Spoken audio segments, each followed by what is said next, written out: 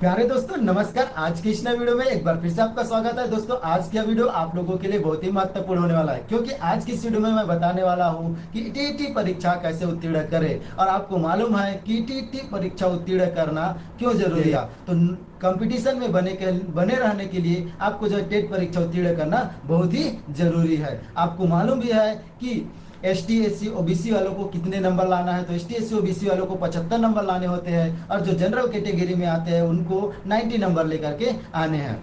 अधिकतर कैंडिडेट अभ्यर्थियों का यही सवाल रहता है कि सर हम टेट की तैयारी तो अच्छे से करके जाते हैं, लेकिन हम 1-2 नंबर से चूक जाते हैं। तो आपके इन्हीं 1-2 नंबर से जो चूकते हैं उन्हीं समस्या का समाधान मैं इस वीडियो में करने वाला हूं।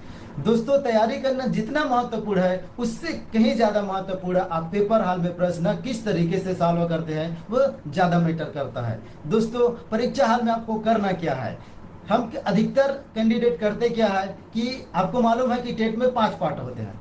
हम करते क्या है, पहले 30 प्रश्न को सॉल्व कर लेते हैं, उसके बाद अगले पार्ट में जाते हैं, फिर उसके बाद अगले पार्ट में जाते हैं। ऐसा करते करते हम जाते हैं और 90 क्वेश्चन में ही हमारा जो है 2 घंटा पूरा व्यतीत हो जाता है। फिर आधा घंटा बचता है 60 क्वेश्चन के लिए। तो हम करते क्या है, जय हनुमान जी की फिर गोदा मार के आ जाते हैं। इससे हम क्या करते हैं, हम तो इससे हम जो 1-2 मार्क से चूक जाते हैं। तो दोस्तों आपको करना क्या है मैं आपको आगे बता रहा हूँ।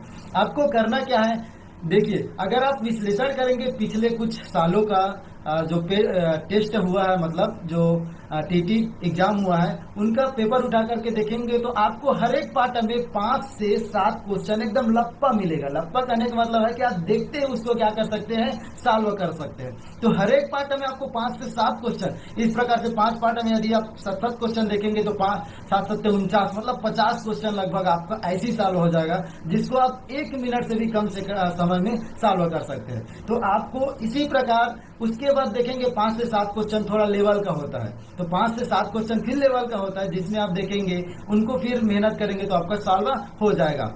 उसके बाद और आगे बढ़ोगे तो फिर से 5 से 7 क्वेश्चन जो है और लेवल बढ़ता जाता है। इस प्रकार से जो है क्वेश्चन बनाया जाता है। लेकिन हम क्या करते हैं कि पहले एक पाठक के 30 क्वेश्चन सॉल्व करते हैं, फिर अगले पाठक का 30 क्वेश्चन सॉल्व करते हैं। ऐसे करते करते हम अपना टाइम को वेस्ट कर डालते हैं। इसलिए ऐसा नहीं करना है। आपको जो है जो क्वेश्चन बन रहा है उस पर देखते ही अगर जो आपको क्वेश्चन समझ आ रहा है उस पर आपको काम करना है, और देखते आपको समझ नहीं आ रहा है उसको अगले राउंड के लिए, मतलब आपको जो है आधे मिनट में आधा जो समय रहेगा आपका एग्जाम का आधा समय है, उसमें जो है आप एक बार पूरा पलट डालो, पूरे प्रश्न को देख डालो, और जो बन रहा है उसको आप गोला करते चलो, और जो नहीं बन रहा है उसको आप मार्क कर दो कि इसके मैं अगले राउंड में देखूंगा। तो जरूर आप जो है टेट पास हो जाएंगे। लेकिन आप गलती करेंगे कि एक पार्ट का 30 क्वेश्चन करके फिर मैं अगले पार्ट में जाऊंगा तो आपको मुश्किल हो सकता है। इसलिए जो है आप जो क्वेश्चन बन रहा है उसको बनाते चलिए, उसके बाद आप आगे बढ़ते जाए,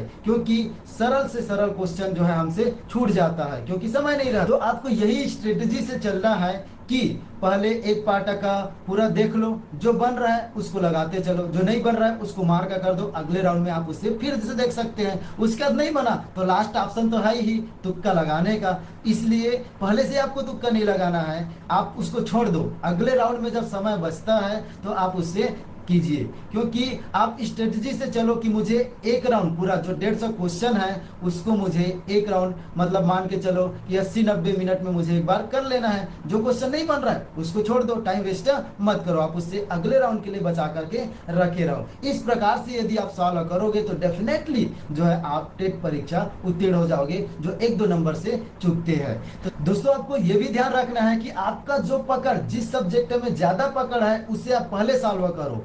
इससे क्या है, आपका समय बचेगा, समय बचेगा तो आपका माइंड जो है पॉजिटिव रहेगा। और मेन बात यह है कि आप कितना समय तक पॉजिटिव रह सकते हैं, जितना आप पॉजिटिव रहेंगे आपके क्वेश्चन उतने ही ज्यादा सॉल्व होंगे। इसलिए दोस्तों आप ऐसा स्ट्रेटजी से चलते रहिए। आप टाइमर सेट कर लीजिए और टाइमर लगा के आप घर में प्रैक्टिस करते रहे, क्योंकि टाइमर लगा करके आप घर में प्रैक्टिस करेंगे उससे आपका समय जो है मैनेज करने का ढंग, आपको जो तरीका है पता चलेगा कि मैं एग्जाम हॉल में कैसे जो है जा करके अपना समय बचाऊं। क्योंकि हम डायरेक्ट तैयारी तो करते हैं, प्रैक्टिस सेट नहीं करते हैं, सीधा पेपर में चले जाते हैं, इसलिए हमारे पास समय जो है कम पड़ जाता है। और मैं जो बता रहा हूँ उससे करो, क्योंकि जो हर एक पार्ट में आसान क्वेश्चन रहते हैं तो आप एक बार पलटा लो, उसके बाद फिर से दोबारा जो रिवाइज टाइप करते करते जो बच गया है, अब जो ऑप्शन आपको नाम मालूम नहीं है उन्हें भी आप गोला लगाते हुए इस प्रकार से 150 का 150 क्वेश्चन सॉल्व करके आना है। क्योंकि आप माइनस मार्किंग तो है ही नहीं, तो आपको हर एक क्वेश्चन जो है